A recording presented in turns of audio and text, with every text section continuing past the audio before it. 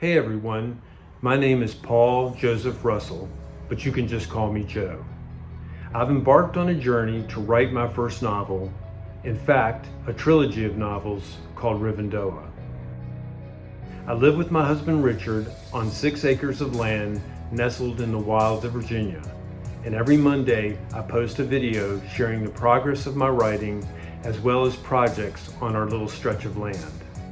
In this week's video, I'll be discussing point of view in writing, as well as crafting a seat with a view along our woodland path. So, I hope you'll join me on my adventures in living as a writer and an artist.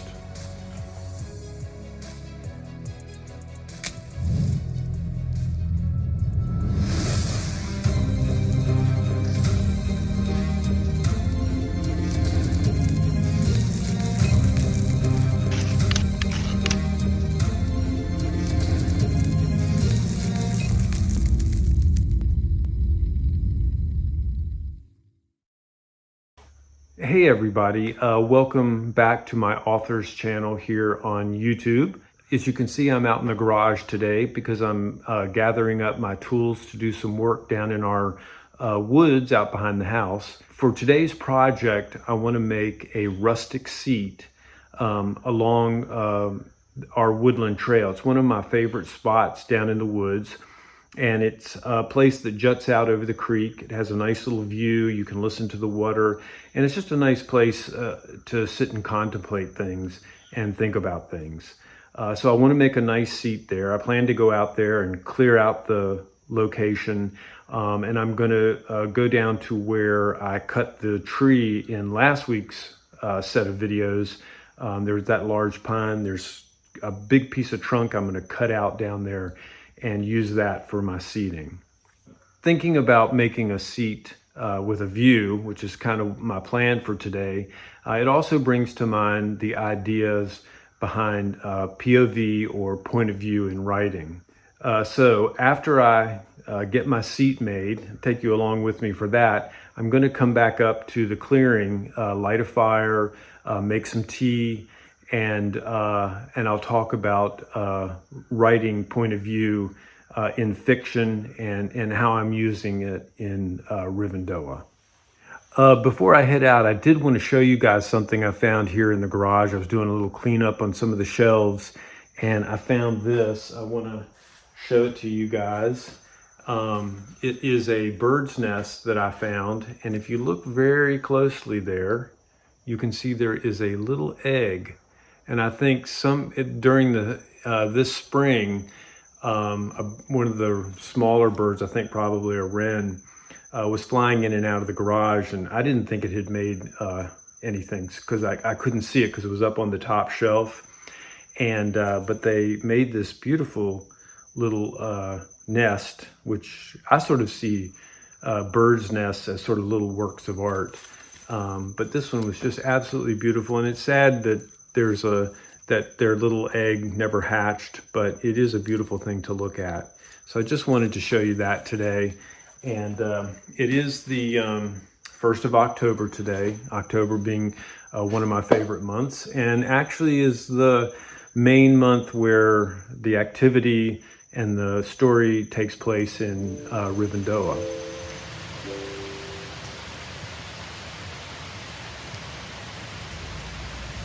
The first day of fall came down wet and soggy, a hint perhaps of cooler days to come.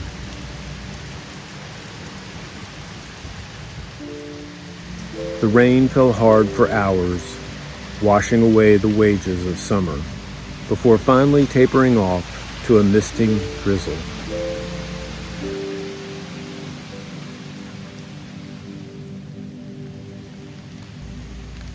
Leaves heavy with moisture descended to the ground, a harbinger perhaps of the falling leaves to come.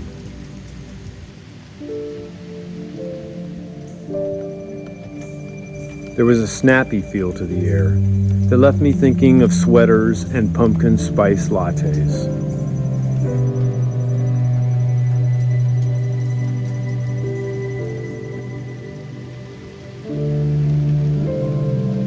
But there was also a sadness, like the door closing on a room I'll never see again.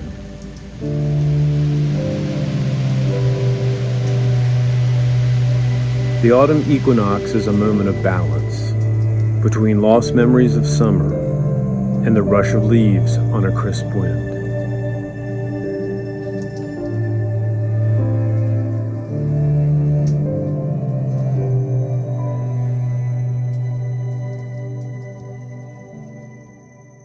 I've got all my gear stowed and I'm ready to head on down to the woods. So I'll meet you down there.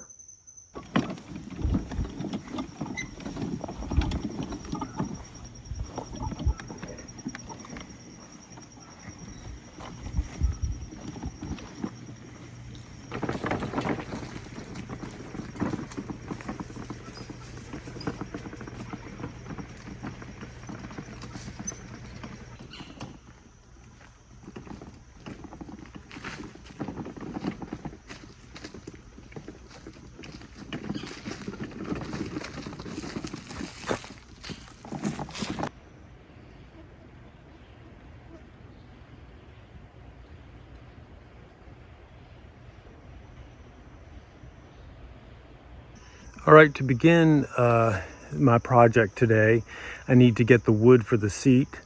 If you checked out one of my previous videos, you can check it out up here. I cut up a huge pine log that had fallen across one of our paths. And as you can see here, this piece right here was the piece I was thinking about using. But I've sort of changed my mind looking at the size of the log. I think I'm gonna use this piece right here. Let's go ahead and get a good view of that. That piece I think is gonna be the perfect size for sitting. And I have this idea to chop out part of it and embed the seat into it. Well, this is the length of wood I'm gonna use for the seat. I've got kind of a little design here, but I'm going to cut in about here and here, and then lay one of my gray pieces of wood across here. But I'll have to cut in, so I'm going to take the chainsaw and cut it along here so that I can then carve it out. So anyway, this is the project. Time to get started.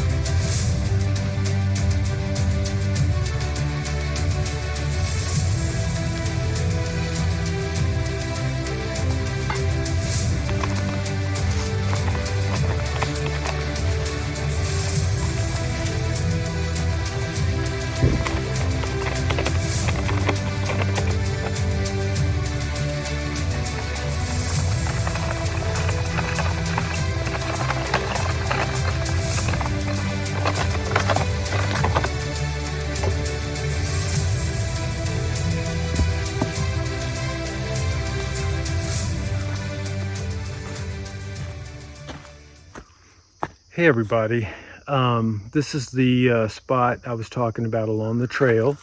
If you guys look here, you can see the trail runs down through here, and there's this beautiful beech tree right here that overlooks the creek on this side.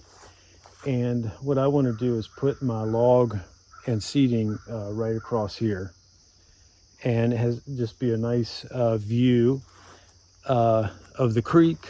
But first there's some limbs I want to cut. I want to expand the view out, and over on this side I have to do some clearing. So let me go ahead and do that first, and then I'll start to work on the seating.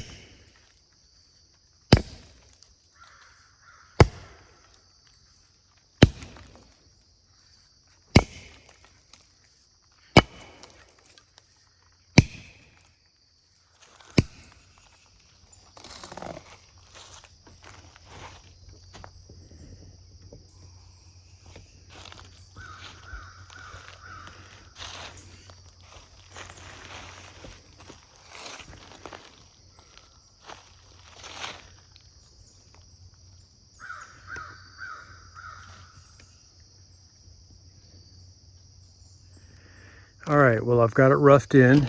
Y'all can take a look at it here. It's still in rough form, but I chopped out the lower logs so that the big log fits in there. And now all I have to do is cut the wood to go over top here to make the seat. But I have to admit, I think it looks pretty good. It's might be October 1st and in the beginning stages of fall, but it still feels hot today. So I think I'm gonna close up shop for today and go ahead and let this settle in overnight, and then come back in the morning, lay my wood in, get it cut to size, nail it into place, and then we can go up to the fire and I'll talk about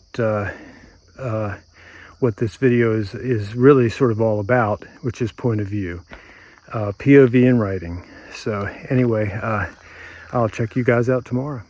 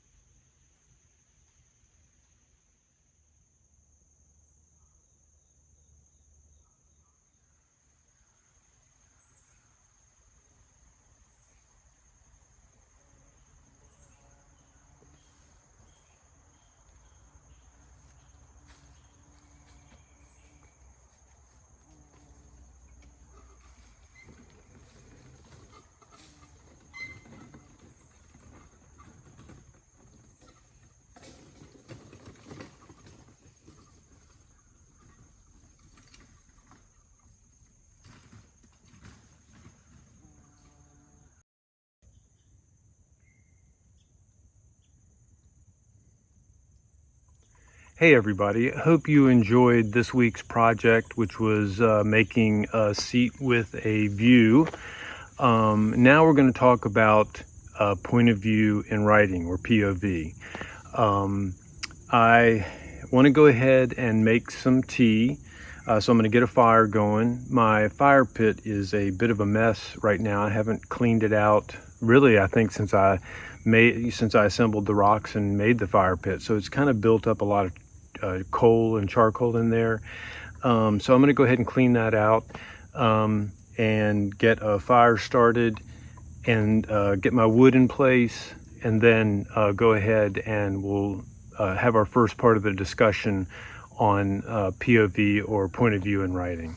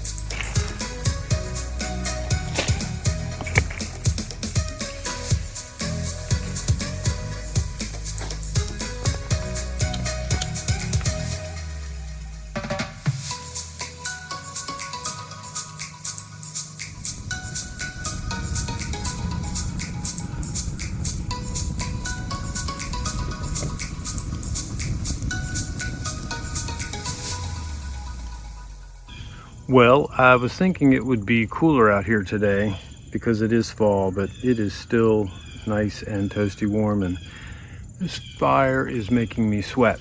But went ahead and got the fire going, and so once the fire cooks a while, I can put my grill on, and then I'll start boiling the water for my tea.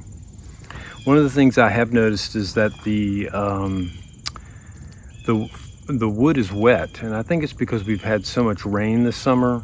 This has been a summer of lots of rain. Lots of storms have come through, put lots of rain down, and it is damp. Everything's kind of damp, even though it's been dry for at least a week or so. I think what I'm going to do is I am going to build a little roof sort of thing. I found a piece of tin up in the woods near what used to probably have been an old fort that was probably built here years ago, and by the maybe previous owners or the people before them who had kids. Looks like they built a fort that sort of has collapsed, but I did find this nice piece of tin that I think if I cut the size will work as a nice little roof over my wood pile, which you can see here. Today we're going to be talking about point of view, or POV, in writing. Every written text has a point of view, and when I say point of view, I'm not talking about an idea or a thought or a certain perspective. What I'm talking about is the point of view of the written text. Simply put, point of view is the narrator's description of events in the story. That's about as simple as you can say it. Point of view actually comes from the Latin phrase punctum visus, which translate as point of sight. In essence, point of view, or POV, is where the writer points the sight of the reader. It helps me to think of POV as a camera. You know, I like to think of it as like holding a camera and seeing where it points in my writing. That's a kind of a good way to think about it. It seems to me that the most basic rule when it comes to point of view in writing is once you choose a POV or a point of view, you need to stick with it. Otherwise, the reader begins to lose their place in the story. Now that we've kind of done this introduction to POV or point of view in writing, I'm going to go ahead and stoke the fire a little bit and add some more wood and get those coals going.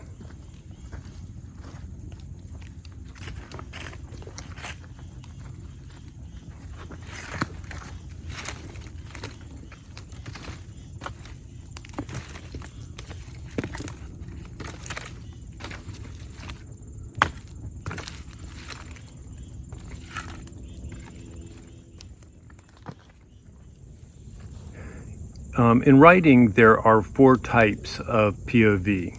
You have first person, second person, third person limited, and finally what is called third person omniscient. First person POV is when the writer places themselves in the story, using I as the descriptive pronoun. For instance, here's I'm gonna give a little bit of an example for each one of these. I watched the sunset as darkness surrounded me, and I was afraid. That would be an illustration of first person POV. Second person POV is the least commonly used in fiction. In second person, they use the pronoun you. For example, you watched the sunset as darkness surrounded you and you were afraid, which seems kind of awkward to me. It has a tendency to be used primarily in nonfiction writing and little used in fiction. But I would think it would be difficult to use over the length of a long story.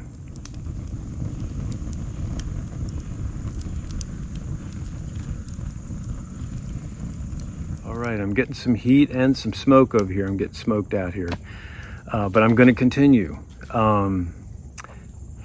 Third person POV limited is the most common point of view used in writing fiction.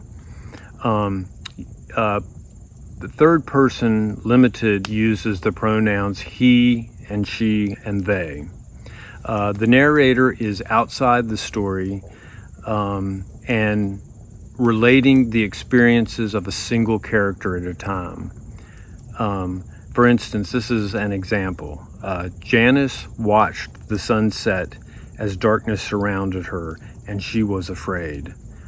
She watched as Bill made the fire. So in this case, you can sort of see that the narrator is sort of removed from the main character, but it's still speaking through the eyes of a single person. All right, let's talk about the fourth POV in writing. The third person point of view, omniscient, is similar but more encompassing than third person limited. The pronouns he or she are also used in third person omniscient, but the narrator can jump back and forth between the characters and share everyone's thoughts. For instance, you know, you could have 5 people sitting around a fire and the narrator can listen to each one, write about each one of the person's thoughts. I just find this too difficult to keep track of and too difficult. I mean, you have to be a master at writing third person omniscient to really do it effectively and write it in such a way that the reader doesn't get lost. And you know, that's the biggest issue with omniscient, is that the jumping back and forth, you really have to denote each of the characters in the dialogue or in their mind, who they are each single time you change character. And I think it just becomes too complicated. For me anyway, as a writer, it's just not something that I feel comfortable with. But I'll give you an example. Okay, in third person omniscient point of view, you would say, Janice watched the sun set as darkness surrounded her. She realized she was afraid. Bill gathered wood for the fire, thinking to himself it would make Janice feel safer. See how it sort of jumps the thoughts between the two characters? So you start out in Janice's mind, and then you switch over to Bill's. And I just think it's a complicated way to write that just doesn't work for me. Some people do it very well. I can't think of any examples right off the top of my head, but some writers, use it very easily, and in writing they're able to keep the focus where it needs to be, so that the reader knows who is speaking and who is thinking these thoughts. Since I'm a new writer, I'm going to stick to third person limited, which is what most people expect when reading a story.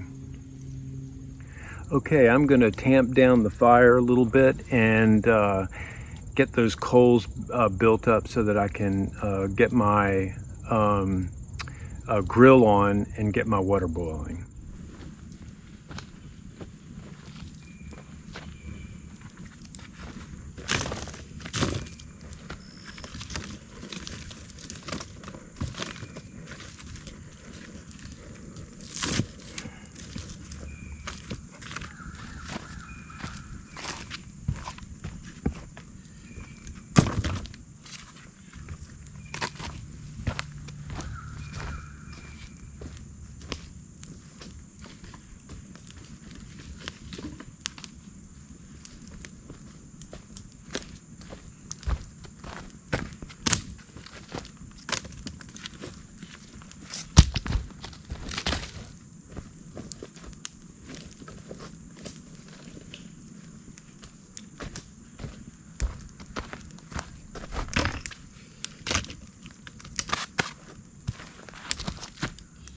As you can see, I've got everything I need for making my tea today. I've got my well water, got my kuksa for drinking out of, I've got my cooking pot, and this one is only used for boiling water. So I have this ready to go. And of course I have my trusty Hellfire Bushcraft grill, which I absolutely love. I'll be putting that on in a minute, and we'll go ahead and get some water on the boil. Choosing which POV works for you and the story you are telling is one of the key elements in successful writing. Personally, as I said, I like to write in third person limited, past tense. Of course, tense in writing is also tricky, and I'm going to save that for another video where I can focus primarily on that. That's one of the issues I have, is jumping in and out of past and present. It's something I have to constantly check for in my writing, but I'll get into that more in another video. In this video, I want to talk just briefly about each of the choices I made in when I was writing and preparing to write Rivendoah. I do like the immediacy of first person point of view. Seeing and reacting to the world through the eyes of your character is you can actually just write how you're feeling. Like, imagine yourself in that place and talking about it. Basically, ooh, I'm getting smoked out here, hold on. Sorry about that. I had to move my camera position. I was getting smoke coming right at me, and the heat. But I think what I was talking about is I like the immediacy of first person point of view, because you're seeing, it's like the camera view is right from your eyes out into the world that you're writing about. But it is very limiting for here we go again. All right, well, I got smoked out again. I tell you what, I'm glad I have these 3 seats around the fire now, because I can just move anywhere I need to, and can get away from the heat and the smoke. So, okay, where was I? I like the immediacy of first person point of view, because you're really speaking as if you're thinking, you're writing as if you're speaking, as if it's coming from you. There's a sense of, you're pulling your emotions and thoughts directly out of yourself and into the writing. And that works very well, I think, in a short story scenario, at least for me as a writer. But when writing, a series of novels, trilogy of novels like Rivendoah, which spans a multitude of characters and locations, where I need to jump around and explain different things. Sometimes I'm narrating, sometimes I'm talking through a character. It's just easier when writing on a larger scale like that to use third person limited. It just gives you a lot more options. It's much easier. At least it is for me as a writer, and so that's what I have chosen to write through that point of view. All right, I think I have enough coals now. I might add a little bit more fuel to the fire, but if you look down, it's looking pretty good. I think I'm going to go ahead and get my grill on and get my water boiling.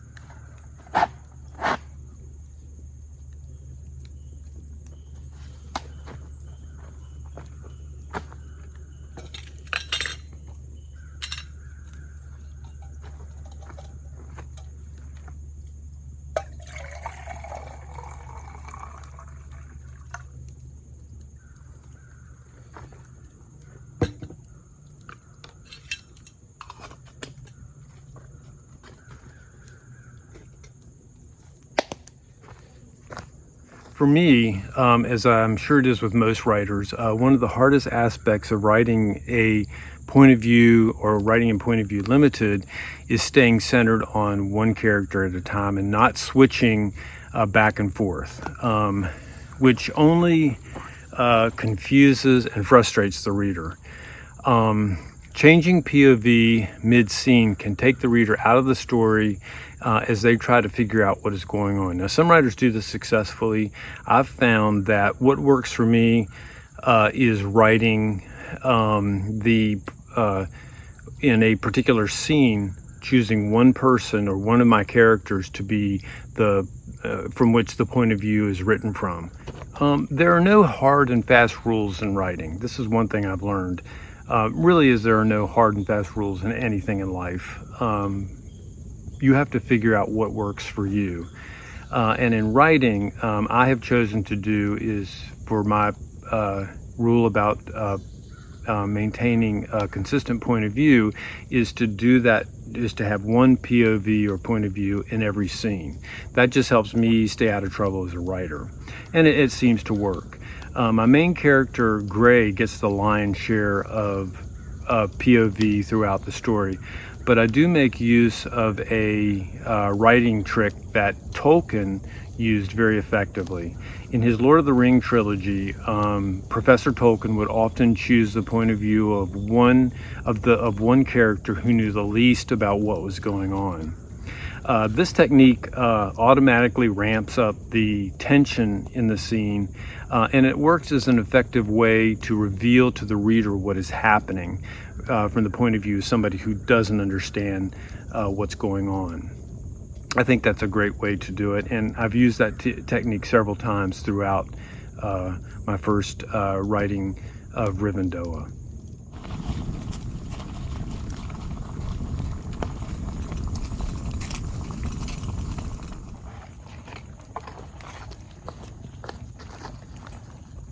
This looks ready.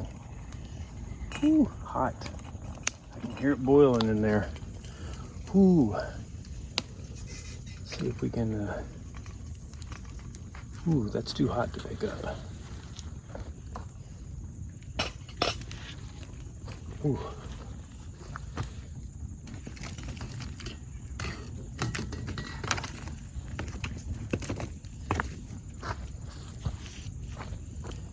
Wow, this is super hot. I can barely touch it. I got let it get really hot this time. So, yeah. Now what I'm going to do is put my tea in here. I got a double pack of peppermint in here. Go ahead and take these off. Got a nice double pack in here. And I figured that it will be enough for this pot. Maybe a little bit more, but I only have to leave it in here for a short time. Go ahead and tap it down.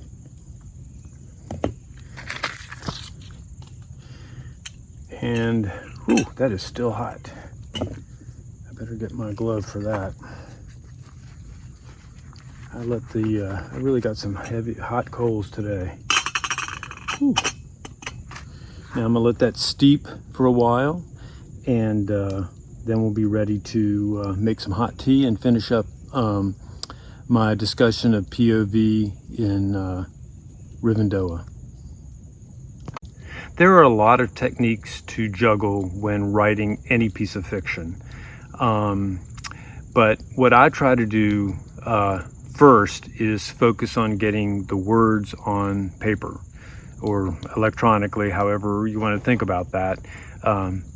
It's get it out first, no matter how messy it is, and then you can go back in and work on those areas where you have weaknesses. If you have trouble maintaining your point of view, or you're tense, or there are certain word combinations that are difficult for you to remember, you can come back in on your drafts and clean up a lot of those messes that you make along the way. Of course, as you get better at writing, I find that I make less of a mess in writing in that initial draft. But one of the things I have come to realize is that rewriting and revision are my best friends. All right, well, it looks like my tea is almost ready, finished steeping. So I'm going to go ahead and pour it and drink a little bit of tea, and then go ahead and finish up this discussion.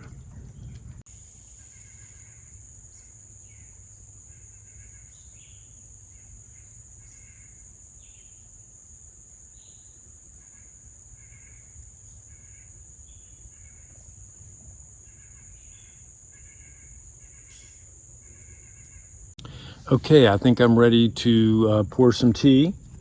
I think it's probably ready. You know, it was so hot before. I'm going to go ahead and put my gloves on just to be on the safe side. I do not want to get a burnt finger. Let's go ahead and pop this off. Yeah, I'd say we're ready. It's looking nice and dark. There we go. Let's see what it looks like. Yeah, just the right color. Maybe a little bit longer. Oops. Go ahead and put that back in. I'll let that steep a little bit longer. Maybe on my second one, it'll be a little bit darker. But you can see how that looks. Not bad. Nice peppermint tea. I wish you could smell it. It smells very fresh. Anyway, I'm going to go ahead and drink a little bit of this, and then we'll finish our discussion. Hot, but very, very good. Can you see that?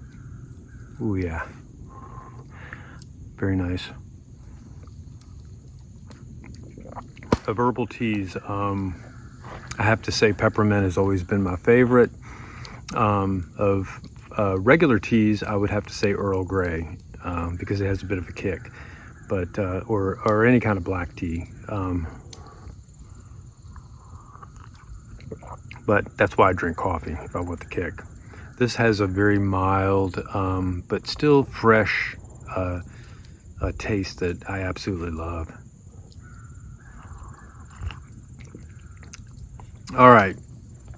Well, I guess I'm going to go. I think I've talked about everything about point of view that I can think of in what it means and how I've used it in Rivendoah. So I think with that, I'm going to go ahead and wrap up today's video. As always, I'm going to ask you guys to give me a thumbs up if you like the video or like the content of this video.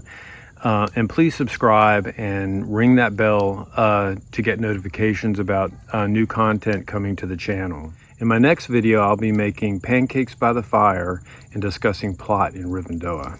I think you guys might like that. With that, I'm going to say farewell until we meet again.